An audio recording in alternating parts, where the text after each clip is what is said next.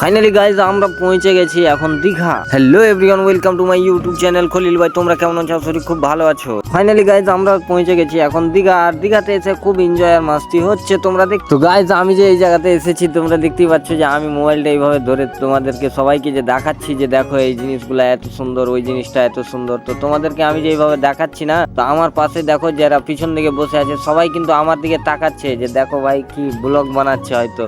কিন্তু ভাই শরম করলে কিন্তু চলবে না, ওই জন্য আমি এক মুহূর্ত শরম টরম কিছুই করিনি। কিন্তু ভাই লাইফে কিছু করতে গেলে ঠিক এরকম ভাবে আমার মতো তোমরা ওই মোবাইল টোবাইল ধরে নাও, লোকজন কেউ কি দেখতে হবে না, কে কি বলছে না বলছে ওগুলো একদম মাইন্ডই নিতে হবে। কারণ তুমি যদি এটা ভাবো যে আমার পিছনে আমার মানুষগুলা কি বলছে, আমার ব্যাপারে দুর্নাম বলছে, এটা বলছে ওটা বলছে, তুমি যদি এইগুলো ভাবতে থাকো না ভাই, তো লাইফে কোনোদিন তুমি এই ভিডিওর মাধ্যমে তুমি কোনোদিনও সাকসেস হতে পারবে না। তাই তোমাকে আমি একটাই কথা বলতে চাই যে কাউরের দিকে না দেখে সিধা এরকম আমার মতো মোবাইল উঠাও আর করো ভিডিও।